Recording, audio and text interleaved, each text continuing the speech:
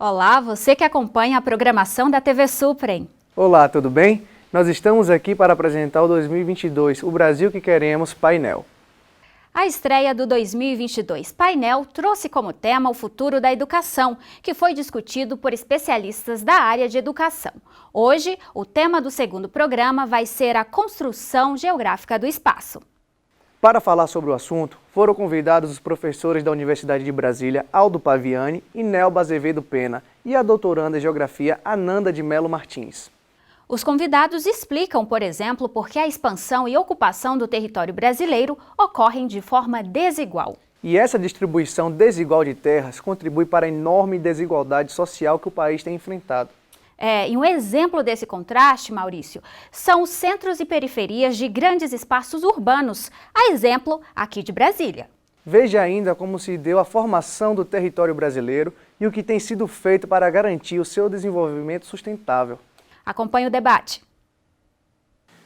No âmbito do movimento 2022, o Brasil que Queremos, vamos ter hoje a oportunidade de discutir, dentro do painel Construção Geográfica do Espaço, os problemas e soluções, principalmente das grandes metrópoles. A criação de assentamentos permanentes foram os precursores das cidades. Isso ocorreu há cerca de 12 mil anos, na chamada Revolução Neolítica, graças ao domínio da agricultura e da domesticação de animais para a pecuária, num movimento conhecido como Revolução Neolítica. Vamos ter o grande prazer, o grande privilégio de ter três convidados, três especialistas dentro do tema. Primeiro, o professor Aldo Paviani, que é professor emérito da UNB, diretor de Estudos Urbanos e Ambientais da Companhia de Desenvolvimento do Distrito Federal, a Codeplan, e é o coordenador do Grupo de Estudos do Movimento 2022, na temática de ocupação, construção geográfica do espaço. Nossa outra convidada é a professora Nelba Azevedo Pena, doutora em Geografia Humana pela Universidade de São Paulo, que hoje é professora associada do Departamento de Geografia da Universidade de Brasília. E nossa terceira convidada é a doutoranda Ananda de Melo Martins, que é mestre em Geografia pela UNB e doutoranda agora na Geografia da mesma universidade, e que trabalha em sua temática de pesquisa no direito à cidade sob as perspectivas dos movimentos sociais e urbanos. Queria agradecer a presença de nossos três convidados e eu formularia a primeira indagação a todos, que seria a seguinte: com que medidas a sociedade, isto é, governo, empresas, cidadãos, podem reduzir as desigualdades socioespaciais em nossas cidades, sobretudo nas metrópoles? Eu pediria ao professor Aldo ser o primeiro a fazer a sua intervenção. Muito obrigado, professor Isaac, por essa oportunidade de debater um tema tão importante, né, para a nossa vida em sociedade, que é o Brasil 2022, que Brasil nós queremos.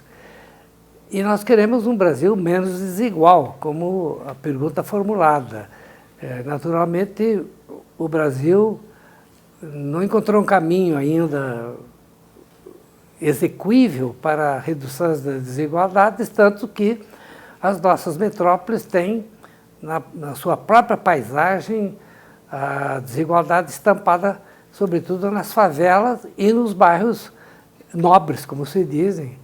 No caso do, como se diz, o Lago Sul, o Lago Norte, enfim, e uma série de favelas, como nós temos na Estrutural, e Pôr do Sol e Sol Nascente, que mostram na paisagem a desigualdade que precisamos ter um afinco maior aqui em São Paulo e Rio, as favelas do Rio que sobem os morros por falta de outros locais, são evidentes na paisagem o desigual distribuição dos recursos.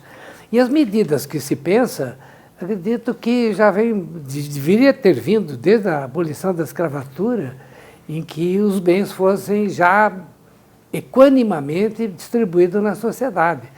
Fosse terra, fosse a educação dos jovens de 1800, 1700, e que não foi feito. Então, se rebateu na sociedade de hoje.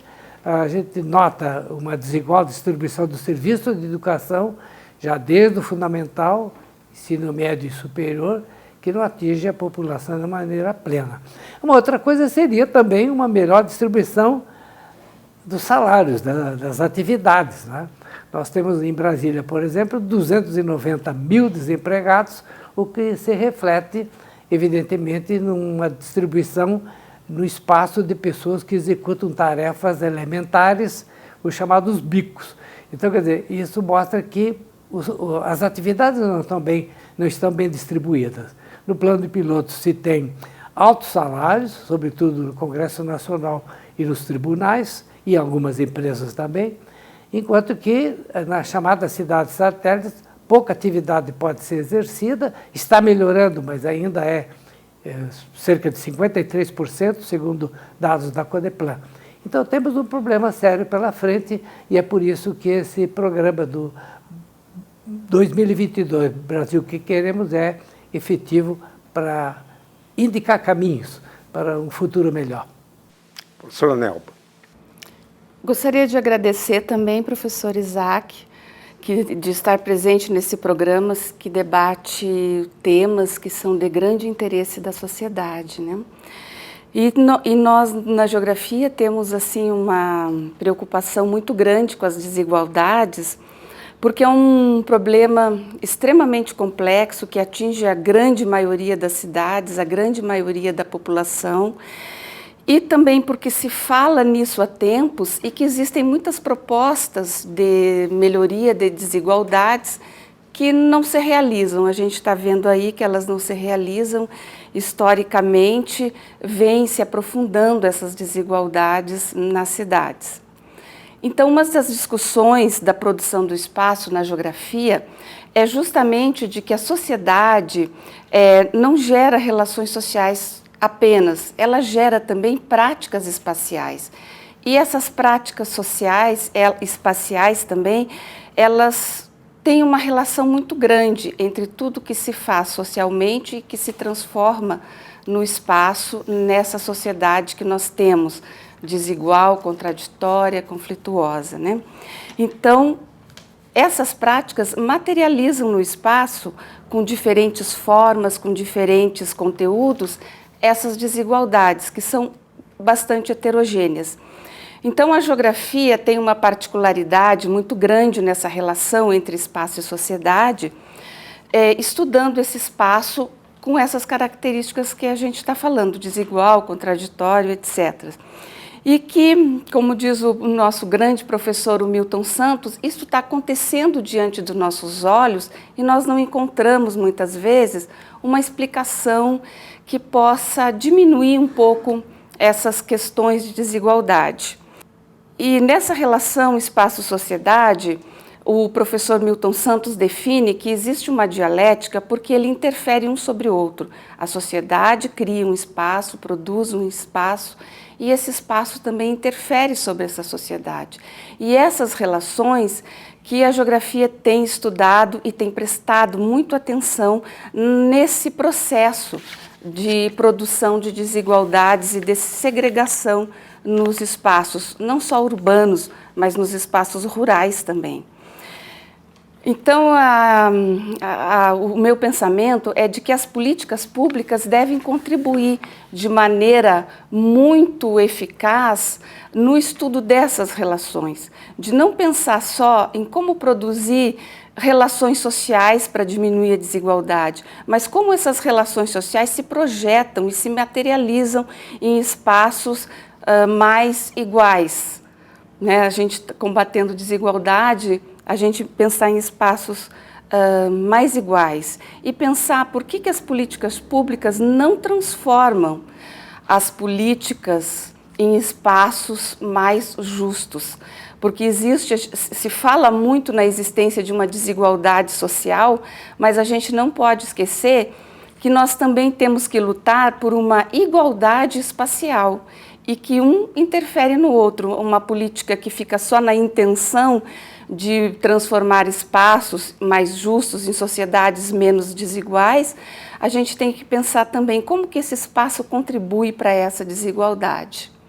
Então, a gente vem pensando, né, que as políticas que mais sofrem essa pressão das desigualdades são justamente as políticas que o professor Aldo começou falando, que nós temos periferias e favelas como o Sol Nascente e programas habitacionais que não alcançam essa justiça, porque justamente se localizam nas periferias e a essa população mais carente, que não tem condições de por si só resolver seus problemas habitacionais, muitas vezes não participam de forma eficiente ou não são estudadas de forma eficiente na transformação dos seus espaços geográficos.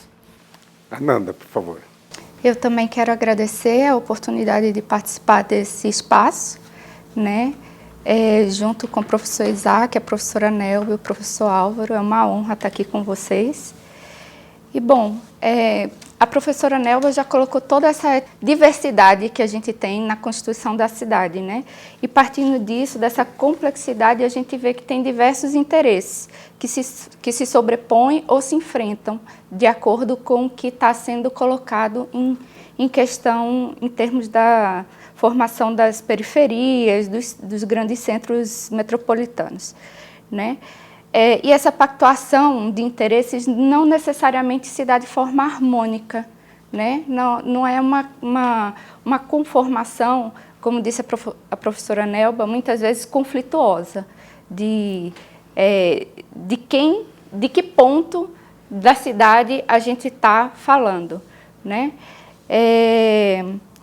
A gente vê, por exemplo, muitas vezes interesses que deveriam ser de bem público, né, de bem coletivo, sendo colocados a partir ou mediados por discursos e práticas de mercado, por toda essa questão que se fala da crise econômica, de que a gente precisa equilibrar economicamente para produzir igualdade nesse sentido. E a gente vê que isso historicamente não se viabiliza, né? Entre a crise e sai crise, nós estamos aí com essa situação de precarização dos trabalhadores, da vida dos trabalhadores, se ampliando e se intensificando, né? Então, a cidade, nesse sentido, ela é vista por determinados agentes como espaço de negócios, como espaço de produção econômica, né? E, nesse sentido, é um espaço de produção de valor. Por outros, ela é vista como bem coletivo. Então, além de se inserir economicamente em determinado setor da sociedade e da cidade, existem interesses em fazer parte de construir e participar das decisões dessa cidade, seja por meio de políticas públicas, seja por outras organizações que se dão dentro de espaços institucionais ou não, né? E é preciso ampliar esses espaços. Eu veria como uma medida assim, central, ampliar os espaços de participação efetiva, né? Não somente dentro das instituições, mas respeitar as organizações fora dos espaços institucionais, né?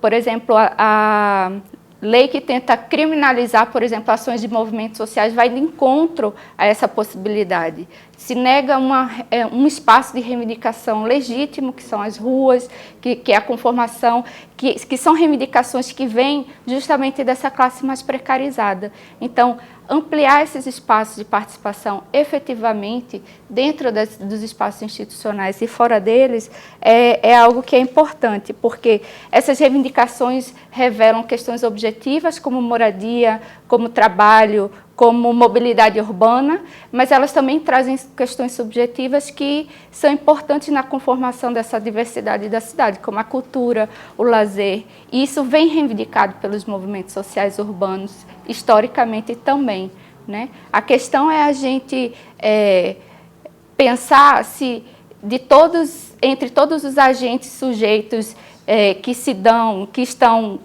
construindo relações na cidade, existe o interesse de se construir efetivamente um espaço de participação que possa não só colocar as demandas, mas decidir sobre elas. Obrigado. Vimos que nós, nas intervenções, chamamos o nosso grande ícone, professor Milton Santos. Nós vamos fazer um pequeno intervalo e voltaremos em seguida.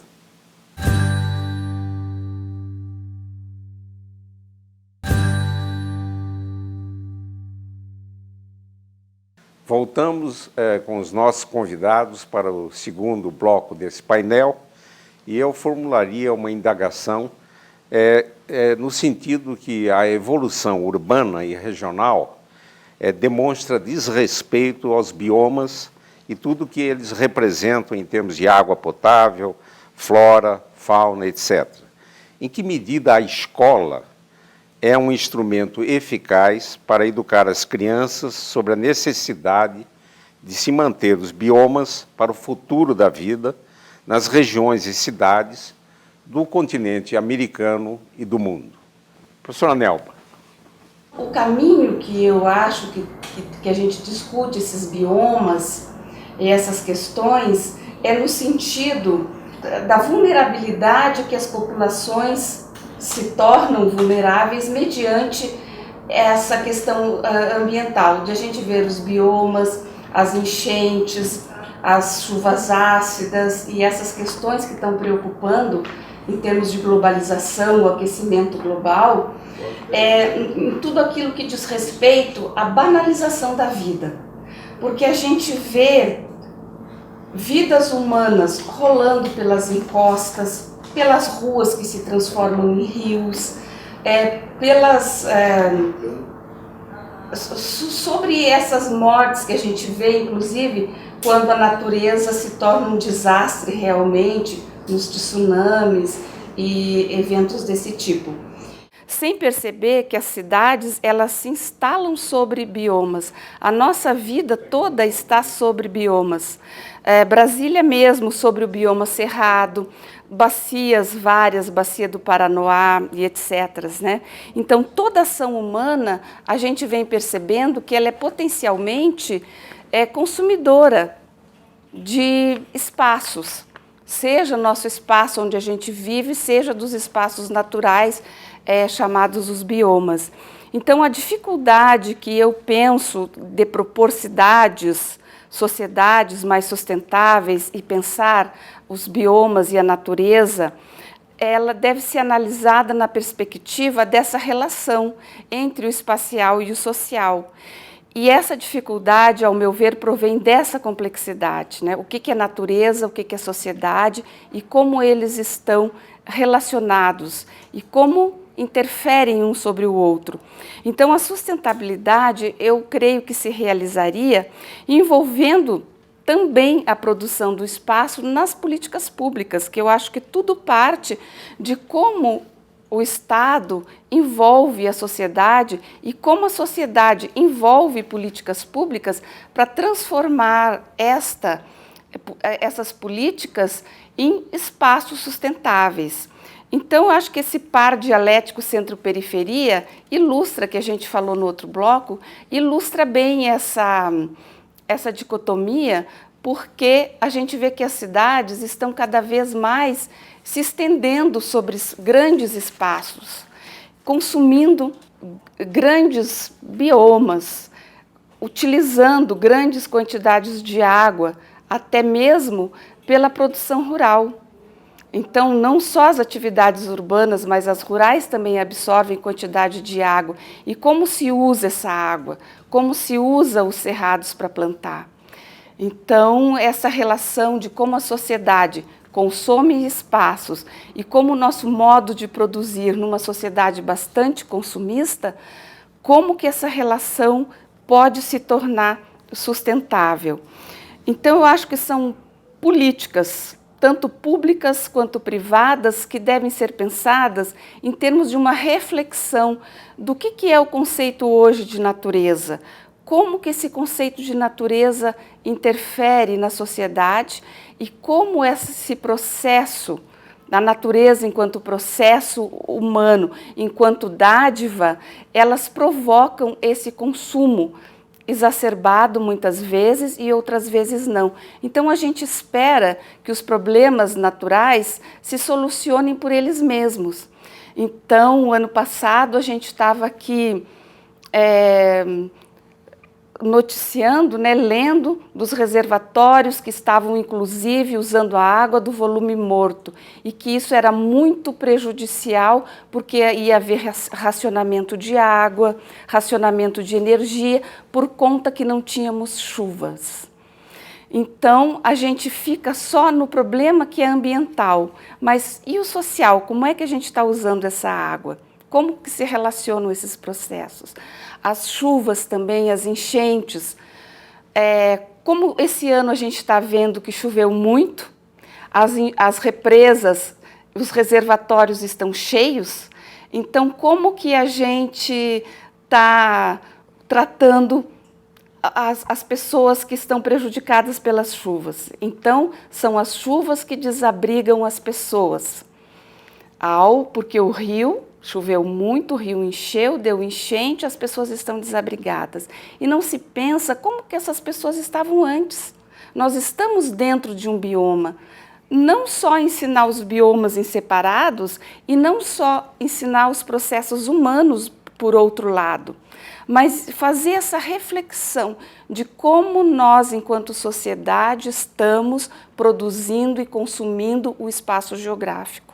Nessa relação, que a gente já citou aqui Milton Santos, que é uma dialética. Se nós temos uma relação ruim com o meio ambiente vai devolver uma relação ruim para nós. A gente não pode ficar só esperando que chova, e se não chove a gente fica fazendo o quê? Então, acho que é uma discussão bastante complexa e que a geografia pode contribuir muito quando está falando desses embates das questões sociais e das questões naturais que vão ter aí uma natureza social do mundo.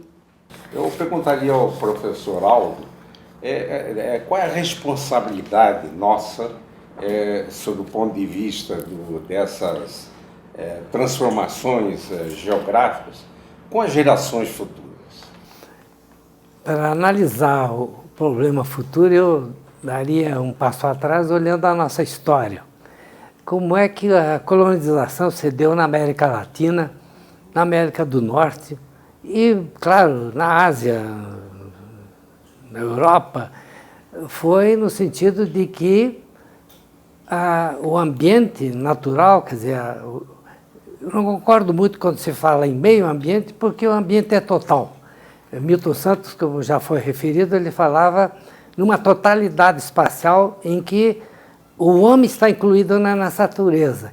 Então, no passado, quem colonizou, por exemplo, o Brasil, e eu sou do Rio Grande do Sul, onde os colonizadores viam a natureza natural, quer dizer, os biomas, sobretudo a Mata Atlântica, os pinhais, sendo destruídos como se fossem obstáculos ao desenvolvimento da agricultura, etc.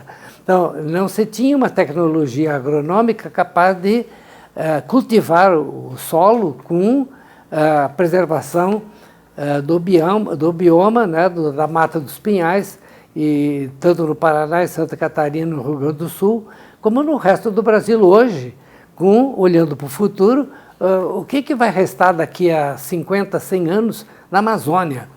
Sabe-se que há uma certa intensidade no desmatamento de áreas grandes para levar madeira para a Ásia, que já esgotou seus reservatórios de planta, quer dizer, seus biomas foram destruídos, eles procuram ambientes novos, como a Amazônia, que está bastante intocada ainda, mas que vem perdendo territórios em função do desmatamento e, sobretudo, das queimadas florestais no período da seca. Eu diria que, olhando o futuro, eu partiria de novo para a escola. Como referiu a professora Nelba, a escola hoje, olhando-se a geografia, por exemplo, ela trata essa questão de uma maneira multidisciplinar. Ao olhar um bioma, não é apenas a mata que vai sendo destruída, mas tem que olhar também o grau intermitente das chuvas, como é que estão os rios canalizando os detritos, né? Eu dei um curso no Uruguai e verifiquei que o Rio da Prata é quase marrom. E ele está levando os detritos arrancados do território brasileiro por uma agricultura predatória, né? pelo uso do desmatamento e também pela destruição da mata ciliar. Então, eu diria que a escola tem que ter uma geografia que mostre essa multiplicidade de disciplinas ou de atitudes frente à natureza, olhando a climatologia, olhando a pedologia, quer dizer, como é que os solos estão sendo tratados, olhando também como na cidade, eu costumo dizer que as cidades hoje são insustentáveis. E por que razão? Porque a sociedade urbana é predatória. Aqui em Brasília mesmo não se faz uma obra sem arrancar a última raiz de grama, como costumo dizer. Por quê? Porque parece que a vegetação atrapalha o desenvolvimento de qualquer obra. Quando, lá no Texas, onde eu estudei um período do pós-doutorado, verifiquei que uma árvore ela é circunscrita por um complexo habitacional. Quer dizer, ela tem uma chanfradura que respeita a planta. Então, você tem árvores seculares do tempo do faroeste, coisa que aqui não se faz. Quer dizer, aqui se destruiu muito cerrado, nós temos a infelicidade de ver que qualquer cidade que se faça, a primeira coisa é só olhar um mapa, né? O plano piloto está bem florestado, enquanto que a cidade satélite, sobretudo Ceilândia, a estrutural, considera-se o desmatamento para habitações, sobretudo, abertura de ruas, para impermeabilização do solo, em Itapuã, no Paranoá, em diversas cidades satélites, olhando o mapa da estrutura vegetal, se vê que são cinza, enquanto que o plano piloto ele está florestado. Então, eu diria que nós temos um sério problema para mostrar para as crianças. Menos sala de aula e mais trabalho de campo. Temos que ter esse convívio com os biomas a partir das crianças. Elas devem ser educadas não apenas com aulas de trânsito, que é importante, mas aulas de respeito à natureza. Mostrar como as cidades são rodeadas de lixo, de detritos. Quer dizer, tudo isso agride a natureza, é uma coisa que mostra ainda que necessitamos mais de 200 anos para aumentar a civilização nesses aspectos. Eu acho que temos um longo caminho para o futuro, professor Isaac, porque nós temos uma responsabilidade muito grande com a ajuda das crianças nas nossas escolas e nas universidades também. Nós vamos fazer um ligeiro intervalo e voltamos para o próximo bloco.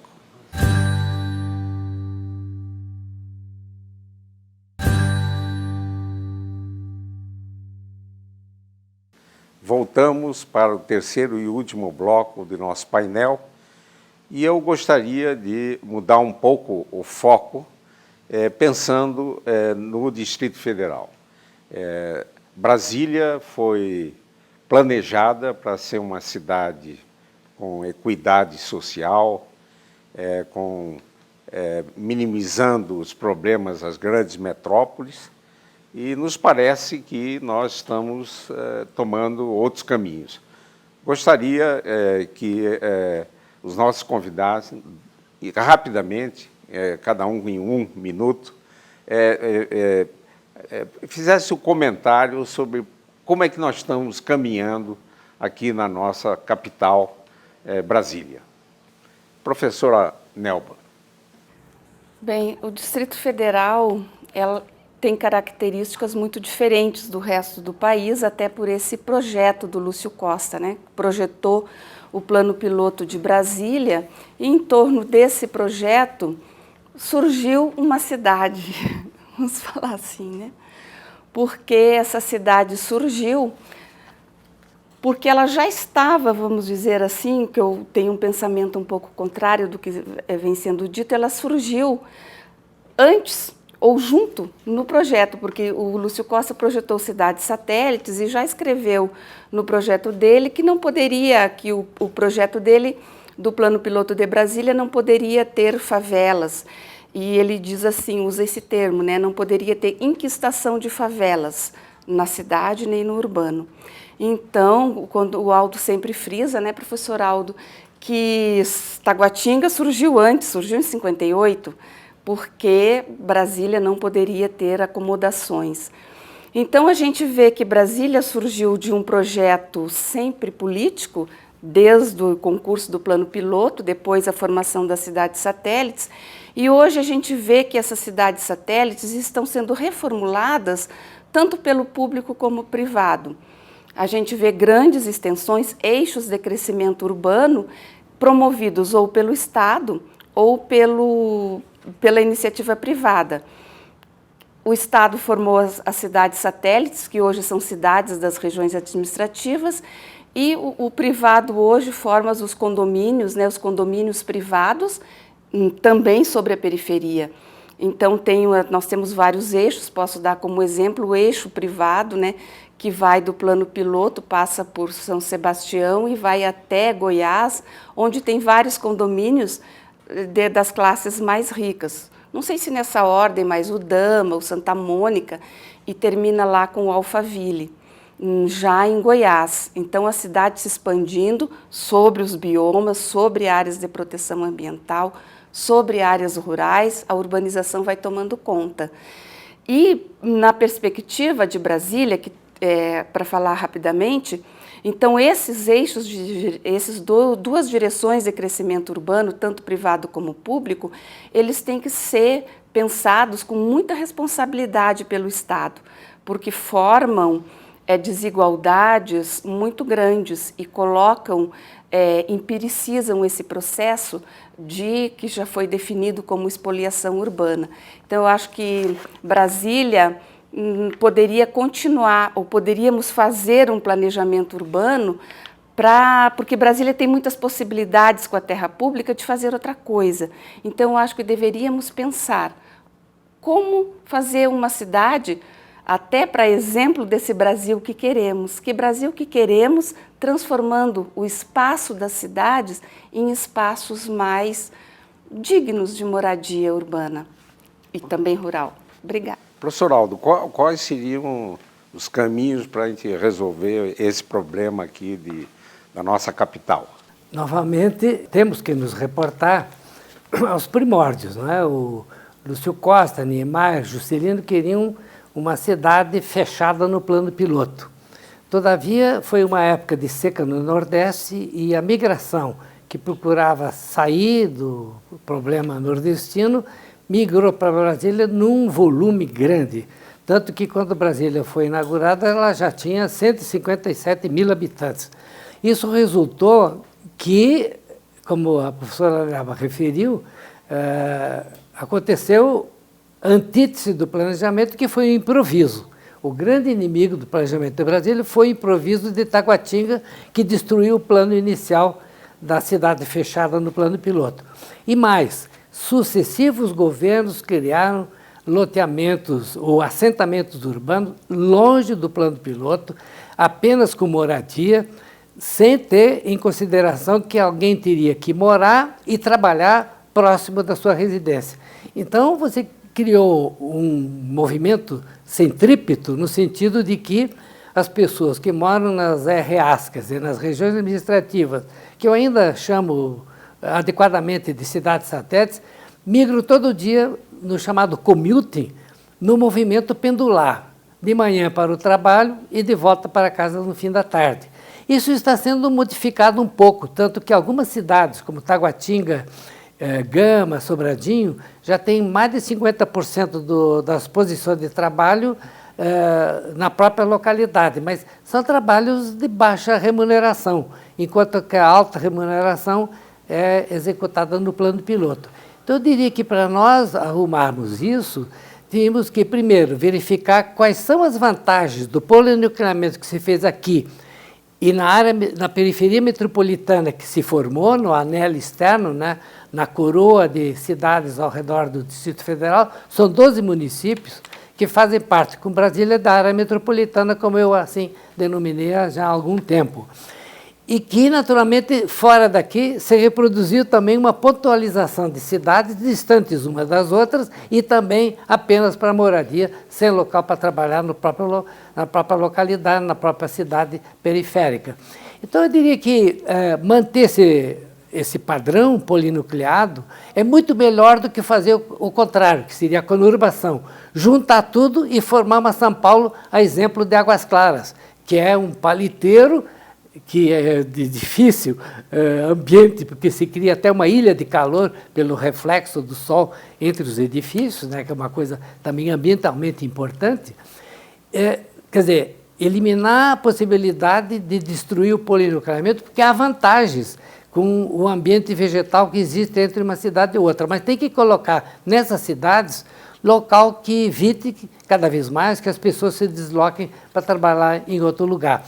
Além de outras medidas, né, que seria dotar essas localidades de infraestruturas básicas, né, boas escolas, né, que retêm as crianças, que se tornem atrativas para a criança estudar. Eu acho que um grande elemento importante para o Distrito Federal é, como no começo, ter um plano educativo de longo prazo, não só apenas melhorando o elementar e o fundamental, o ensino médio, o ensino secundário, como melhorar também as escolas técnicas, preparando uma mão de obra para um novo momento de alta tecnologia que virá aí no futuro. Isso vai melhorar muito as condições urbanas e ambientais das cidades aqui no Distrito Federal. O movimento Brasil que nós queremos, ele pretende envolver a juventude, os jovens, nas reflexões e nas propostas para o futuro. O movimento já tem a parceria de todos os institutos e escolas no nível superior aqui do Distrito Federal. E a Ananda é, nesse painel, a representante da juventude, né? Eu gostaria, Ananda, de formular a você, que está na etapa final de doutorado, né, de obtenção de doutorado. Você fez o curso de Geografia na graduação na UNB e agora, depois, mestrado e doutorado. Perguntaria, fazer uma análise crítica, mesmo na presença dos seus professores, na sua formação nós estamos formando geógrafo para o século XXI. Bom, é um desafio falar isso na frente dos meus professores, né? Ao mesmo tempo é uma honra, porque eu aprendo muito com eles. Eu costumo dizer, sempre dizia desde a graduação, né, que eu fiz, na verdade, na UFPE, eu sou formada na Federal de Pernambuco, que a geografia me ensinou a ver o mundo. Lendo Josué de Castro, que é um geógrafo pernambucano, na verdade, não os seus escritos mais científicos, mas um romance, digamos assim, que chama Homens e Caranguejos.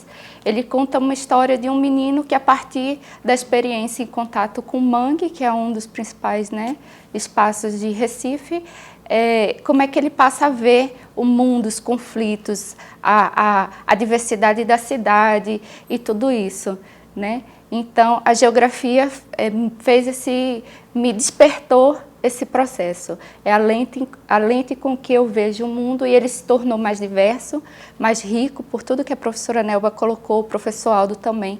Todas as possibilidades, não só no ensino universitário, mas no ensino básico, no ensino fundamental, né? Desde que a escola suporte e traga também para o seu discurso esse aporte que é a análise espacial, né? Eu acho que o século XXI traz para os geógrafos grandes desafios, né? Por toda essa complexidade que a sociedade vai apresentando, seja nos seus espaços urbanos, no sentido, né, das cidades, não que o urbano seja sinônimo de cidade, mas assim, né, o espaço da cidade, o espaço rural, a relação entre esses espaços, né, isso num contexto onde as relações e as ações se dão em diversas escalas, do global ao nacional, regional, e essas escalas no movimento, na verdade, né? Acho que o grande aporte da geografia é trazer esse movimento do pensamento a partir, por meio e através do espaço, né? E os geógrafos que estão se formando têm esse desafio de abraçar isso, abraçar essa complexidade, independente desse debate de geografia física, geografia humana, a relação sociedade-natureza se dá, né, como a própria professora Nelba falou, quando ela falou da questão natural, a questão social, como eles se dão de forma imbricadas, né? Eu acho que nós estamos formando geógrafos bastante competentes, que vêm que trazem alguma inovação no discurso e se apropriam de elementos dos nossos mestres, de forma que a gente possa, de fato, avançar, no sentido de progredir para que a gente faça com que o conhecimento que a gente constrói na universidade seja praticado em outros espaços, independente da gente ter que adequar a linguagem e tudo isso, mas que a geografia se torne uma prática. E eu acho que a gente vai sim nesse caminho. Bom, estamos chegando ao final do nosso painel, mas nesse minuto final eu pediria ao professor Aldo Paviani de, em um minuto, dar uma mensagem para os jovens. Eu sei que o professor Aldo, ele conversa com filhos e com netos e tem uma interação muito grande, tanto com pelo menos 2 gerações. E eu pediria, nesse minuto final, professor Aldo, que desse uma mensagem aos jovens dentro desse tema de a gente conservar esse planeta em que nós estamos indo, a gente não sabe para onde, né, o planeta Terra. Uma mensagem aos jovens. Bem, acredito que quando converso com meus netos, eu sempre digo uma coisa que é importante: olhe o outro. Porque a gente acabou de ver nesse painel que há uma desigualdade grande, também em virtude de uma sociedade egoísta, do grande poder de querer possuir e não de ser. Então, os netos têm uma orientação para que eles sejam pessoas que olhem o seu vizinho, que olhem o seu amiguinho, que sejam amigos. Quer dizer, o Brasil 2022 tem que ser um Brasil mais cordial do que a gente vê o dia inteiro nos noticiários, né? Crimes horríveis que acontecem justamente numa camada que devia ter na escola um apoio para a cordialidade, um apoio à jovialidade, à bem-querença, né? Então, eu diria que, sem teorizar muito, que as crianças têm muito, elas são um molde para você melhorar o Brasil daqui a mais 15 anos. Quer dizer, o natural será que eles sejam mais amigáveis, mais cordiais, mais doces com os seus colegas não só da faculdade, mas da escola, e que possam transmitir, por sua vez, para os seus descendentes, uma imagem de que o Brasil tem condições de melhorar por ser um país grande, generoso e que abriga a população de todo mundo. Nós temos aqui um cadinho populacional, culturas diversas, tudo para nos entendermos para o futuro. Bem, queria agradecer a presença dos nossos convidados, professora Nelma, professor Aldo, doutoranda Nanda, e nos encontraremos em uma próxima oportunidade. Você acabou de assistir o painel sobre construção geográfica do espaço. Reveja este programa no canal da TV Supra e no YouTube. E se você tiver perguntas para os convidados de hoje, envie para o nosso e-mail 2022brasil@gmail.com. A gente fica por aqui. Até o nosso próximo encontro. Até mais.